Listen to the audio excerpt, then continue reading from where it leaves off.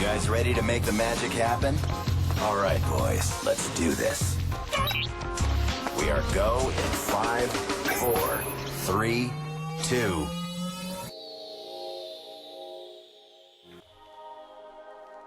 TERA is a game that, regardless of the state it's in whenever I choose to play it, I always have a good time. This is because of the combat, of course. And TERA was actually the first action combat MMORPG I've ever played, and I remember feeling so weird about it, like it was something I'd never get used to. And now today, I love action combat MMOs, especially the ones that get it right. TERA also has one of my favorite MMO worlds. I've always loved the atmosphere and the constant change in environments, and in my opinion, TERA always had top tier monster design, though they reskin and reuse the hell out of these models. But I still found the enemy design amazing.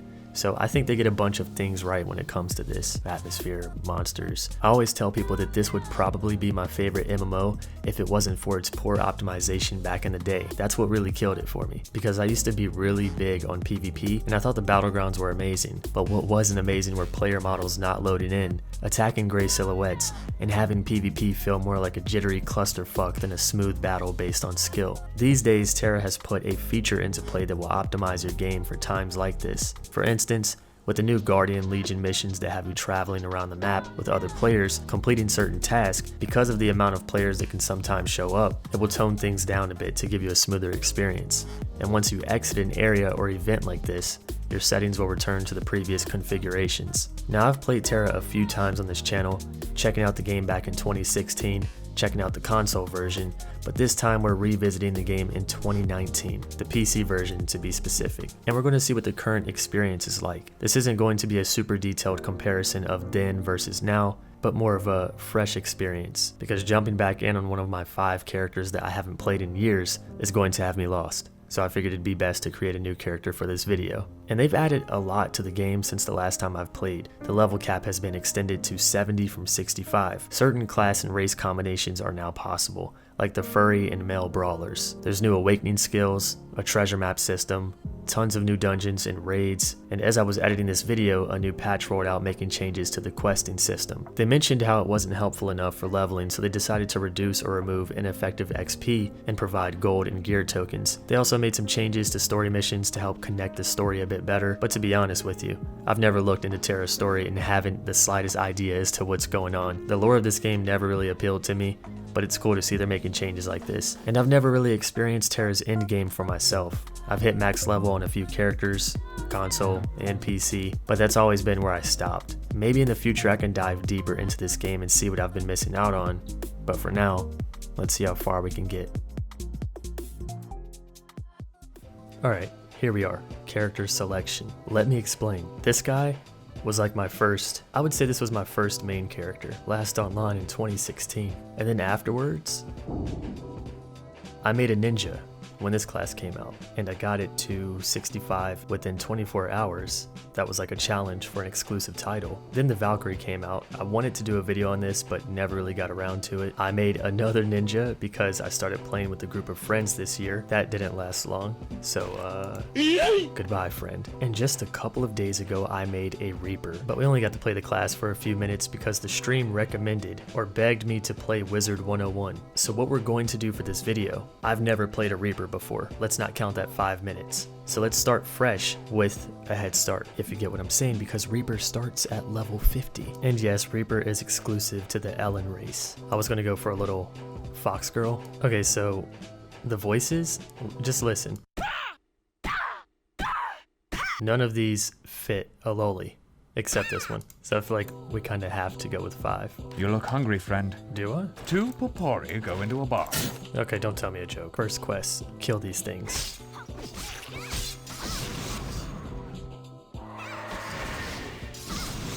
The animation for that is like, it's so epic. Why are you even here? Excuse me? Just fucking rude. I hate interruptions. We have some accessories. Now, I'm not gonna lie, I don't remember this. When I jump back into my level 65, I got a bunch of new armor that let me choose different effects. So I'm assuming this is new, or at least new from the last time I played. Also, I have no clue what the hell effects I should be choosing, but this armor is gonna get replaced anyway, so. You're looking lively. In times like these, that's good. Well, your brother told me I was looking hungry. Make up your mind, boys.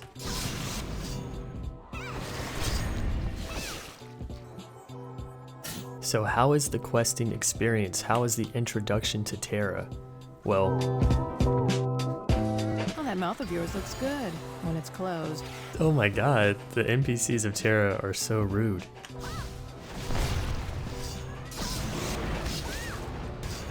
Oh, he's pretty strong. You know, when I play Terra and they show you the spacebar attacks, like, press spacebar to use the next combo, I've always refused to do them. This just makes me feel like I have no skill. But fuck that. Spacebar, spacebar, and more spacebar, and another spacebar. Oh, another one. This dude is tanky as shit. It's weird because I've heard people say that this class is really fast, but right now it just feels slow. Maybe not so much the skills, because you can chain them pretty fast, but the mobility is, maybe that's because I'm used to playing on a ninja, and she just bounces around everywhere. Hey, get that bitch. You gonna let a lowly outrun you? I'll raise you better than that, boy. Can I help in some way? No? Can you move from that spot? Probably not. Okay. Okay, please. Fuck off. What are you, the owner? Now your dog's alone. What are you gonna do? Oh, fuck. Is he laughing, or what are you laughing at? You're getting your ass whooped right now. Yo, this loading screen looks badass. But why are Terra's loading screens always deep fried? Once you're out of that tutorial, they just give you a bunch of new skills. Hey, I got a pet. Sand lurker lizard. Where are you? That thing looks disgusting. Is this it? Oh, that's it. 4 more to go. Holy shit. I feel like it's impossible to find a pug group for a dungeon that's under max level. Probably need a group of friends. Wait, is there someone over there? Hey, let's see if I can party up. Please, Thaddeus Maximus, please. Sure. I'm gonna say I have to kill 3 more. Oh, nice. I can't believe I found a friend. Oh, I said same. 3 more for you, 3 more for me. We're like the ultimate lowly duo. I'm gonna go pull another one, buddy. Okay? You know what, guys? Being able to use this spacebar is actually really helpful right now, because I've been playing like several MMOs this past week, and it's getting really hard to remember all my keybinds for every single one. This is so much better with another person. What is my reward? Okay, that was like baby experience. Holy shit. I got a log for the night. Oh, okay.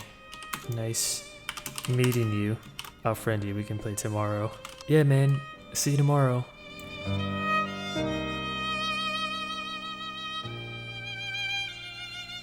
Man, I've always loved the world of Terra. In my opinion, it is one of the most beautiful fantasy worlds I've ever seen in an MMORPG.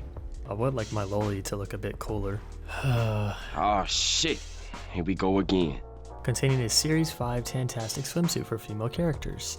Okay, well, I don't want the FBI called on me right now. Whoa, whoa, whoa, I have 3,475 EMP? I don't even have to spend money. How did I get this? Oh, fuck yeah. Let's go.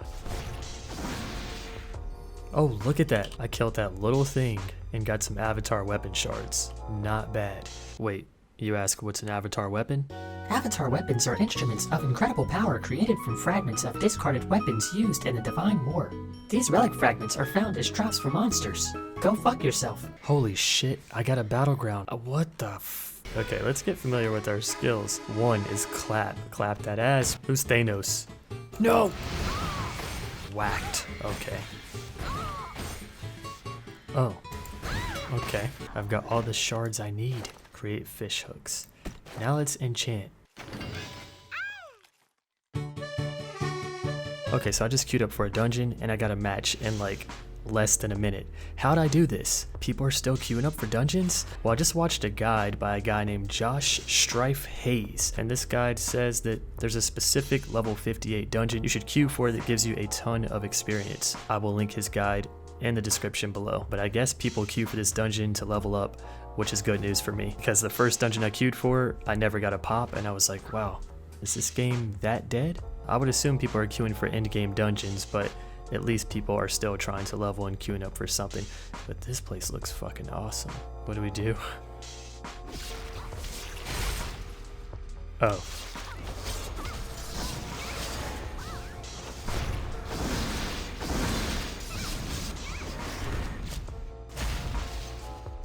That screen shake though.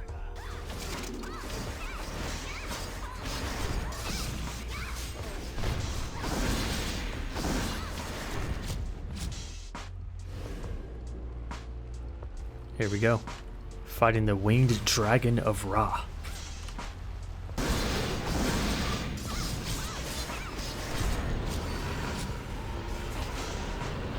Holy fuck. I have to turn this off, please. Fuck, I don't see it.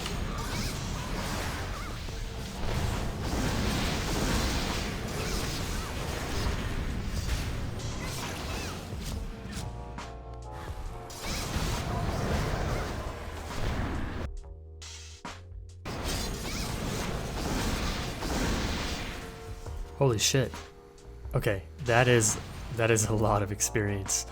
Oh wow. So here we are, level 65, the level cap from back in my day. Getting here was no easy task. I fought giant ice babies, giant fire babies, sat and watched a machine I repaired kill a bunch of baby animals. And to top all that off, I queued up for dungeons and battlegrounds only to end up sitting in queue for more than 30 minutes several times. For most of them, I just gave up and canceled my queue. And aside from using these methods as a form of good experience, I did the red quest, the recommended quest, and holy hell is the experience gained from this way too fucking slow. I actually was amazed at how fast I got into dungeons the first few times, but after that, it was kind of what I expected of 2019 Terra queues on PC. People are probably running this 58 dungeon to level, but aside from that, most are probably queuing for actual endgame content. But it wasn't until later that I realized I could just solo the dungeon, and I also found a partner hanging around the dungeon to duo it with without using the instance matchmaking system. But yeah, enough bitching. Now, the road to endgame.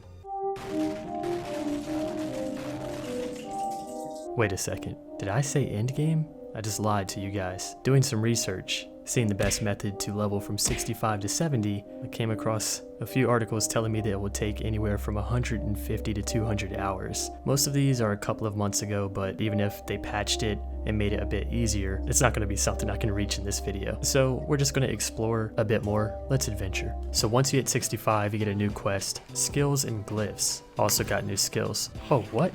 I can go invisible? Now we move on to the quest, which is going to unlock or give us better gear. Okay, so you're supposed to be able to fly in this area. Poor old me doesn't have a flying mount. Or do I? Tell me a tale. There once was a boy. He was created with numbers in the program. Little did he know, he would end up in purgatory, virtual purgatory, and his name would be Marmundum, the High Watch Master Guard, stuck in place for eternity. Select the Guardian weapon box, okay? Do you guys see the difference in attack here? Well, to be fair, I had a level 58 avatar weapon. Look at my fucking inventory. The true end game is fighting the inventory boss. People have statues of themselves.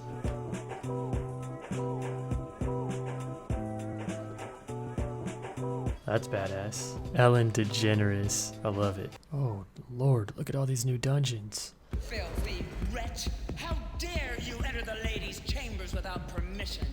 He's a pervert, man. I'm sorry, my lady. Please, I didn't know. My lady, mercy! Oh, but I have no mercy left to give. Damn. Part of me feels like I did this before. I do remember going back in time for something. But I swear I remember this. I swear I do. If you guys look at this monster, you now know who Stranger Things ripped off. The Torturer. Okay.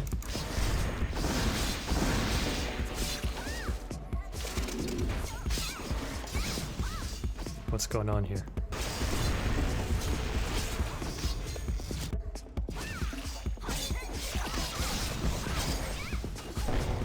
Holy shit! You must be very brave to seek an audience with me. Yeah, yes, ma'am. What is she doing? Oh, it's Cryy lag.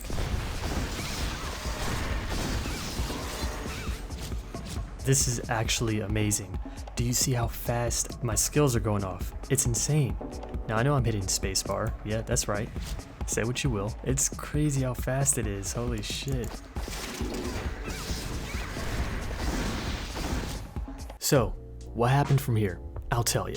When I started this journey, my goal was to unlock the awakening skills for Reaper. I felt like it would be something new to show off since the Reaper isn't a new class, and awakening skills are something kind of new, especially for those of you that have been out of the game for a while like me. So looking into how to obtain these skills, you have to reach a certain eye level, I believe 430 or 439, and you get them through a quest line. The same quest line that gives you new gear and helps you catch up and increase your eye level to access new dungeons. So I continued this quest line. But after a 3-day journey, I realized this is going to turn into an actual grind, and I'll never get this video out by the time I'd like to. And this is supposed to be a fresh experience, and showing off the end game, well, that's going to take a while. Hitting 70 isn't just some new grind you can do within a week. It seems like this is actually going to take a while, which is expected of a Korean MMORPG if we're going off stereotypes, but it's been a while since an older one has felt grindy to me. I feel like now there are so many catch-up mechanics, it can be done by staying up for 24 hours. So I'm kind of glad to see that TERA has made reaching the new cap like this, that it will actually take work. The downside is that I have seen a lot of complaints, but I think the latest patch rolled out some new changes giving better experience rewards. Let's hope. So continuing this quest, I got to a point where I had to fight a bunch of BAMs, also known as badass motherfuckers, or is it big ass monsters? I don't know. These are like mini bosses. They actually take a while to kill, and thank God I found someone to party up with, which made things a bit easier and fun. After this, I was then told to complete 4 Guardian quests.